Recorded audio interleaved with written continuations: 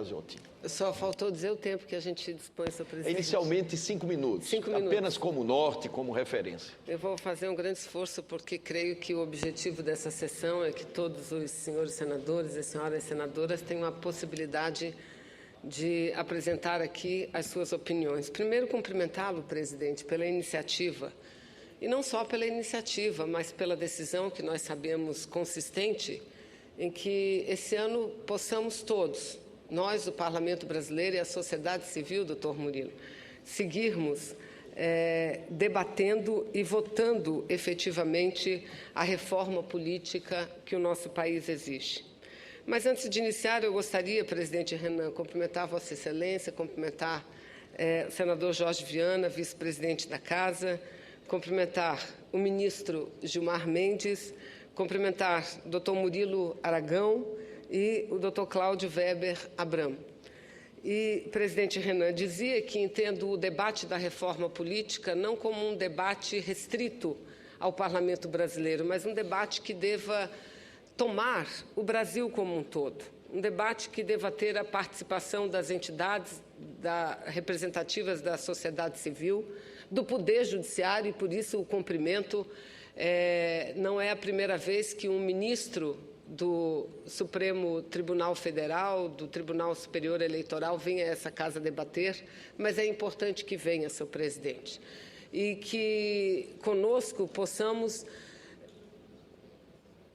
buscar a construção, eu não diria de uma unanimidade, porque o tema é tão polêmico, é tão diferente que jamais chegaríamos à unanimidade, mas irmos construindo uma maioria que seja capaz de dar ao Brasil aquilo, repito, que o Brasil exige, uma reforma política. Nós vivemos uma crise, não há o que esconder, uma crise que envolve a economia, é uma crise mundial, e o Brasil está envolvido nessa crise mundial, e uma crise ética, e uma crise política, e uma crise de valores, senhor presidente. Então, o que nós precisamos dar à nação brasileira são respostas a essa crise, e não é uma única resposta, são várias respostas, e não são respostas imediatas somente, ou imediatistas, oportunistas, não. São respostas profundas, porque para sair de uma crise grave como nós vivemos, do ponto de vista ético, não basta denunciar aqueles que se envolveram na corrupção, não basta denunciar os que obtiveram ilicitamente colaboração para as suas campanhas eleitorais, não basta a denúncia e não basta a punição dos denunciados. Isso é fundamental, eu diria até o ponto de partida, essencial, imprescindível, que tudo venha à luz do dia e que todos, absolutamente todos, sejam punidos, independente de quem seja, homem, mulher, jovem, mais idoso, do partido A ou do partido B. Esse é o ponto de partida. Mas, em seguida, a nossa obrigação é garantir as mudanças estruturais que o Brasil precisa. E a mudança estrutural, e aqui foi dito e repetido por todos aqueles que já falaram, é, sem dúvida nenhuma, a reforma política. A mãe, não estou falando pai, é a mãe de todas as reformas, por isso tem que vir primeiro. Porque, através da reforma política, nós vamos blindar o Estado brasileiro. Blindar. Fazer com que o Estado brasileiro seja menos receptivo a atos de corrupção. E aí eu me deteria dois aspectos. Um, do ponto de vista democrático, mas apenas em relação à representatividade de gênero, senhor presidente, que eu considero isso fundamental e é um tema que tem que ser abordado na reforma política. E o outro diz respeito ao financiamento de campanha, que eu acho que é o tema mais sensível nesse momento. E eu sou daquelas, ministro Gilmar Mendes, e tive a oportunidade de falar pessoalmente ao senhor, que, claro, considero que a reforma política tem, sim, que partir do poder legislativo. Aliás, a iniciativa das leis é do poder legislativo, mas o poder judiciário foi chamado preliminarmente a dar uma opinião acerca da legalidade ou não do financiamento privado de campanha, e tão somente do financiamento empresarial de campanha.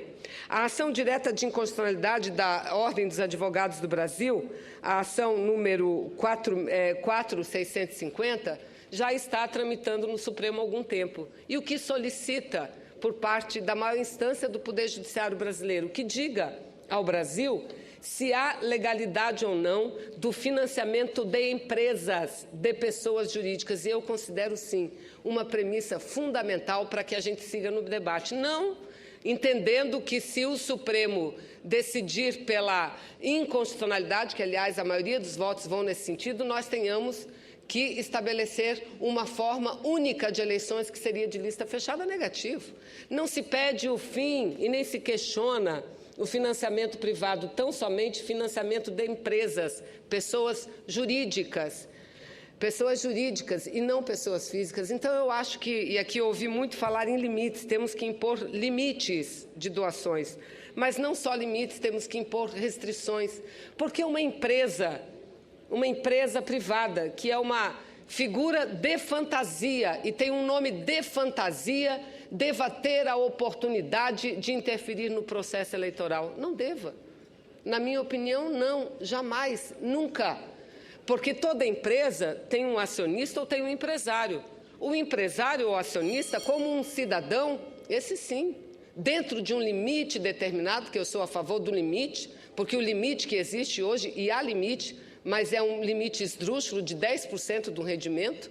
10% do rendimento de quem ganha salário mínimo é uma coisa, e quem fatura bilhões de reais é outra coisa. Então, não é um limite que possa ser verdadeiramente considerado, porque por isso muitos aqui vieram dizendo que nós sequer limites temos.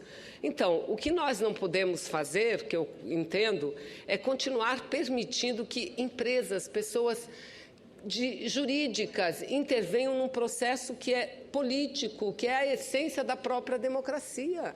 A essência da própria democracia. Por isso eu quero aqui, senhor presidente, dizer que talvez a parte principal do projeto de iniciativa popular de reforma política e democrática, eleições limpas, seja esse, o de financiamento. Não vou entrar em lista, se será voto em lista aberta, em lista fechada, distritão ou misto. Não quero entrar nisso, quero entrar no que eu considero principal.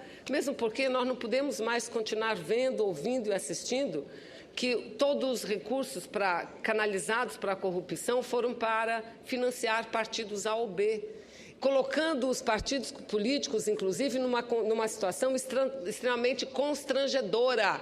Porque em algumas delações, o que a gente ouve, ministro Gilmar Mendes? Alguns dizendo o seguinte: não, o dinheiro para aquele partido veio da corrupção. Mas, espera aí, e quem garante que o dinheiro para o outro partido também não foi da corrupção? Onde está o medidor desse aspecto? Então, o que nós precisamos fazer, e eu repito, é proibir financiamento por parte de empresas. Aí sim nós estaremos tornando a democracia brasileira numa democracia mais verdadeira e numa democracia mais justa.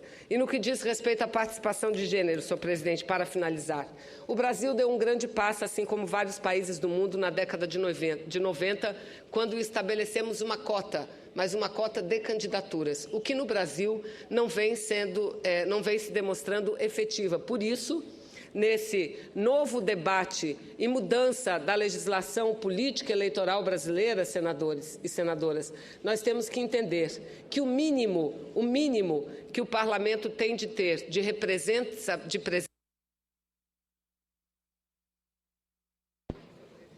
o mínimo seria de 30%. E não venham os senhores dizer que no Brasil as mulheres não são vocacionadas, porque buscam mulher para ser candidatas e elas não querem. Isso não é verdade.